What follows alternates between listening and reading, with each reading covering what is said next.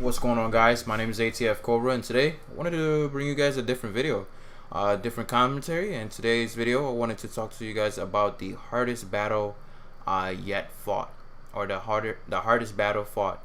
And I just wanted to talk to you guys about this gameplay. It was a pretty strange game. A lot of these matches or games, when you have a lot of players, especially for this map machine crossing, you'll have these stalemates, these equal stalemates, where both teams will have, every entry to a certain area just covered, and it's non-stop back and forth battling to get that position. And there's never a easy way to get into the enemy's lines, because most of the open areas are covered by snipers, as you guys will see here. I'm gonna take a couple of sniper shots, and these are the hardest battles won, because if you're down like we are right here, it's very hard to come back up and to actually push through or push enough through the enemy defense. And the easiest way to do this, or to actually be able to win games like this, is to sit and wait.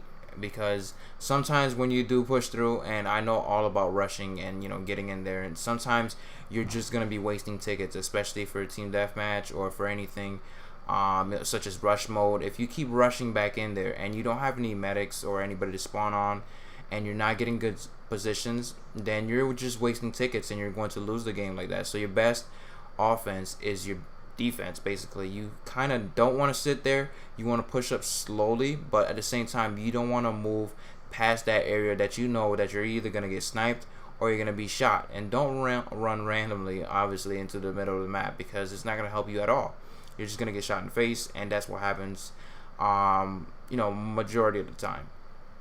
I'll say, for instance, you're pinned down like here. I'm pinned down by a sniper. I know he can look at me. He has a couple good shots at me, and I'm taking cover behind his van.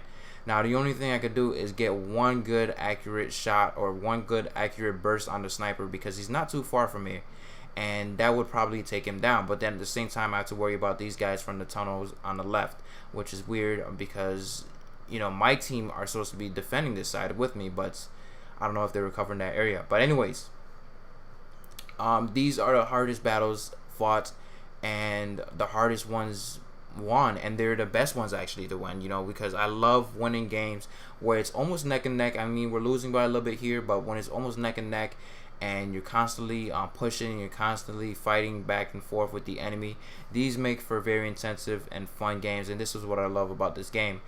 And it's crazy how this kind of still works out. We're still able to push in right here, like me and a couple teammates push back right here into this little tunnel area, and then we get in the back of the enemy, and then we start demolishing them for a little bit, and then it goes back to that stalemate. We'll gain a position, and then we'll lose that position fairly quickly, because we over push, or we continue to progress when we're not supposed to. Like here, I should have just sat back, threw a medipack, and a couple guys were up here, and we were able to take them out. But if I was able to stay back with my teammates and probably throw some more grenades, we would have got these guys out of here, and then turn around and not be flanked, of course.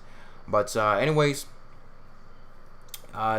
these actual maps, like Operation Firestorm, sometimes there's a map where it'll be back and forth if you have enough players on the map, or even Operation Metro.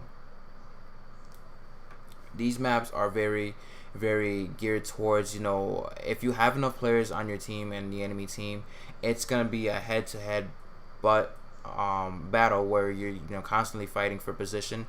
And these are great ways to actually learn how to sneak up on your enemy, and where to go in specific directions, and how to catch people off guard. Because a lot of times when you do pay attention to most players, they're gonna focus on the areas that are wide open, because they know if there's an open area for too long, someone's gonna end up running across it, because they know it's not covered.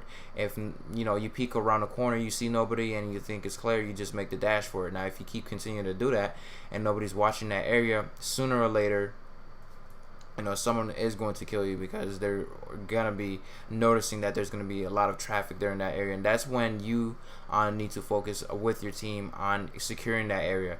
The more positions that you hold down in certain maps, the better it is for your team, because when they spawn on you or spawn in that certain area, they're able to protect it. And when you do have that protection, you can keep yourself from, you know, being flanked. You can keep your teammate on the map in specific areas to hold down places. And the best way to do this is to have some snipers on the on your team. I know it's not good to have, you know, just about everybody sniping, but having some snipers can be very beneficial to your team if you are running with you know, say a full squad, or if you're running with a bunch of players.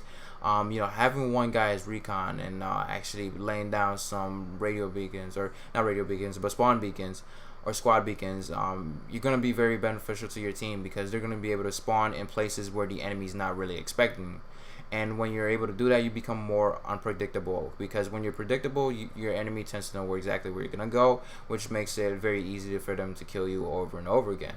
But learning from here, learning from your mistakes, you know, knowing where to put your spawn beacon, your squad beacons, so you don't get killed or have people spawn in that you know, location and have them killed instantly, is also another key. And buildings, hiding in buildings is probably a sniper's worst move, because you're limiting yourself. You're not giving your team you know, suppressive cover, because you're supposed to be guarding, you know, as a sniper, you're supposed to be guarding a specific area of the map, a long you know, corridor of the map, because you're funneling your enemy into that position, which makes for very easy kills. I don't know why most snipers don't just like watch a long hallway, a long corridor, or a long path for, you know, a couple whiles, or just move back to that position you know, every once in a while to pick off a couple guys, because, you know, that's what snipers do. They pin, they suppress, and they help your team.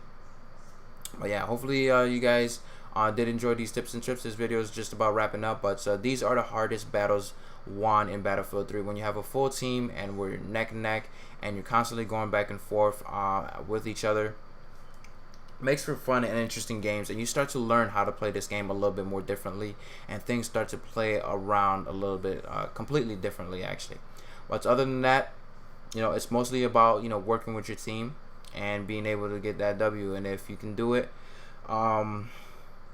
you know, without dying over and over again, or just, you know, rushing in there blindly, then you'll be a successful player. Other than that, thank you guys for watching. It's been your boy ATF Cobra. Peace.